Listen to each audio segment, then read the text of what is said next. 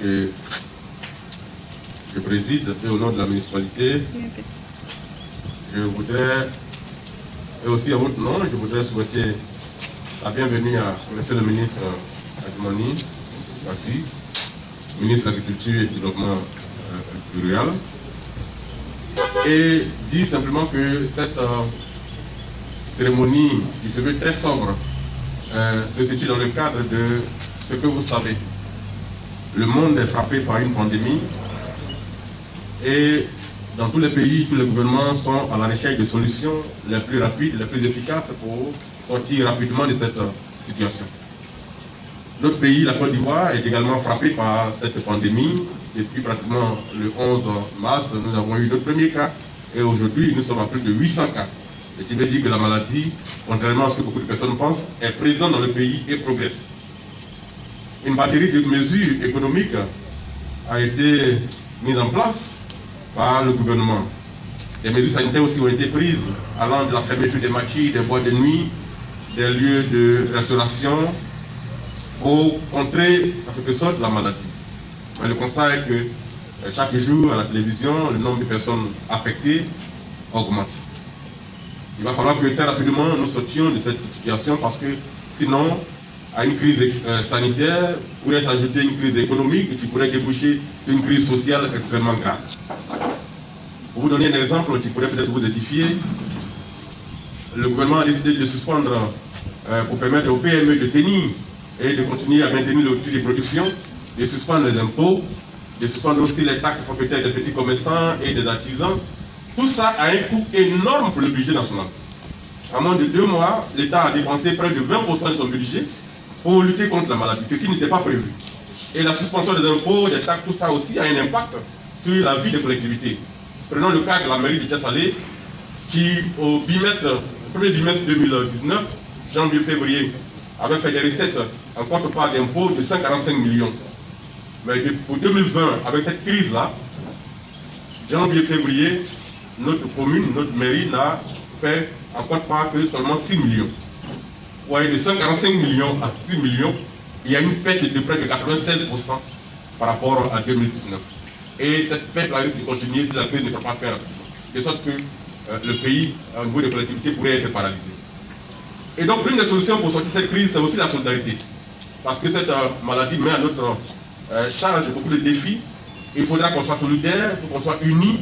Et ce matin, le ministre Bassi Adjoumani, qui est citoyen de Thiès-Salé, parce que beaucoup ne le savent pas, mais le ministre est citoyen de Thiès-Salé, il est producteur agricole à Thiès-Salé, et beaucoup savent que pratiquement chaque mois, il vient séjourner ici à Thiès-Salé. Mais au-delà de ça, entre le ministre et le maire que je suis, il y a une grande ligne d'amitié, de fraternité qui date depuis les années 2000. Beaucoup ne savent pas que quand je sortais de prison en 2008, c'est le ministre Adjoumani qui était devant la MACA pour m'accueillir et qui m'a pris de la MACA pour aller à Kodi. Donc c'est une grande amitié, une grande fraternité, c'est mon grand frère, c'est mon papa, et beaucoup de ce que je fais est sous son égide. Et aujourd'hui, en tant que fils, en tant que citoyen de Thiès-Salé, il a décidé de participer à l'élan de solidarité pour que son petit frère, qui est le maire de la commune, puisse recevoir un peu, de vivre un peu de produits sanitaires pour accompagner l'élan sur le terrain pour permettre aux populations de s'en sortir mieux. Voilà le sens de cette cérémonie qui se veut très sobre et qui se veut fraternelle, qui se veut un élan de solidarité de la part d'un fils de la commune auprès de ses parents. Voilà, monsieur le ministre, le mot que je voulais dire, et encore une fois, bienvenue dans notre commune. Comme l'a dit monsieur le maire, c'est une cérémonie qui se veut sobre. Vous savez très bien que votre maire fait du bon travail. Moi particulièrement, je suis fils de Thiès-Salé. Depuis 2003, je viens passer un bon temps ici. Souvent, quand je ne suis pas dans la région du Contour, que je ne suis pas en mission dans une autre localité de la Côte d'Ivoire, c'est Thiès-Salé qui m'accueille. Et avec le maire, c'est une longue histoire. Je l'ai toujours apprécié par rapport à son dynamisme, par rapport au travail qu'il fait. Et vous savez très bien que votre fils est un grand communicateur. Sur cette base, vous avez su aussi qu'à un moment donné, il a été incarcéré à la Maka. Et il en est sorti. Grâce à votre bénédiction, il est aujourd'hui le maire de Tia-Salé. Je m'entends bien avec lui. Et je sais que nous sommes dans une crise sanitaire avec cette pandémie du coronavirus qui fait ses effets. Aujourd'hui, les uns se méfient des autres. Lorsque vous êtes un parent, ou bien vous êtes dans un groupe que vous éternuez, on dit attention, on dirait qu'il a la maladie. Alors qu'avant, quand on éternuait, on dit à vos chances. Et on s'attend vraiment dans la journée à recevoir quelque chose. Malheureusement, cela n'est plus. Lorsque vous êtes enrhumé, c'est la même chose. Donc c'est une maladie qui sévit et qui fait peur.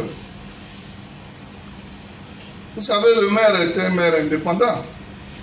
Et nous l'avons toujours salué pour son indépendance d'esprit. Il y a des gens qui bavardent, non, on veut politiser la pandémie. Mais voilà un cas patent. Il est maire de Tia-Salé, maire indépendant. Il n'est pas maire RHDP. Mais moi, je suis le porte-parole principal du RHDP. Mais je suis fils d'ici. J'ai décidé de lui apporter mon soutien pour ne pas que les gens l'oublient. Parce que le travail qu'il fait pour cette localité est énorme. Je l'ai vu. Chaque jour que Dieu fait quand on est ensemble, il ne parle que de ses populations. Il ne parle que de ses parents. Vraiment, voici ce que je veux faire pour mes parents. Et on a vu aussi qu'avec lui, il y a eu beaucoup de changements à Tia-Salé. C'est pour cela que nous avons décidé de venir le soutenir, l'aider. On a fait souvent de fois dans d'autres cérémonies. Mais aujourd'hui, le mal est en train de ronger. Pour prouver à mes parents de Tia-Salé que je suis avec eux, pour dire à monsieur le maire que nous sommes ensemble, pour faire en sorte que cette maladie ne puisse pas sévir dans notre localité, je suis venu pas les bras chargés, mais c'est un modeste don que je fais à monsieur le maire pour qu'il mette cela à la disposition de ses administrés. Je sais très bien que quand il en dispose, il le fait pour les populations. C'est pour cela que j'ai choisi de lui remettre ces dons. On va prier Dieu que la maladie ne puisse pas atteindre Tia-Salé et que nous puissions toujours continuer de vous aider. Parce que ça, c'est un don. On va prier que la maladie parte d'ici là. Mais si ça perdure, alors il y aura des gens aussi qui vont perdurer dans la lutte. Et dans cette lutte, nous serons encore là pour accompagner monsieur le maire. Mais je demande aux parents vraiment de respecter les consignes édictées par nos autorités sanitaires. Cela est important. Quand les gens vous parlent de cette maladie, mais quand les victimes de cette maladie en parlent, mais ça trouble l'esprit. Et tant que vous n'êtes pas atteint, vous allez toujours penser que c'est de l'amusement. Mes chers parents, prenons cela au sérieux. Vous voyez qu'aux États-Unis, il y a des gens qui meurent chaque jour. en France, en Italie, ce sont eux qui ont la possibilité de fabriquer des médicaments efficaces. Mais face au coronavirus, tout le monde succombe. Cela veut dire que nous, en Afrique, on doit faire attention. Et Dieu merci, je suis venu, j'ai vu que chacun a porté son masque. Cela veut dire qu'on prend la chose au sérieux. Et je voudrais donc dire merci à monsieur le maire, à monsieur le secrétaire général de la préfecture et à madame le sous-préfet, qui font un travail de sape pour que chacun puisse obéir aux exigences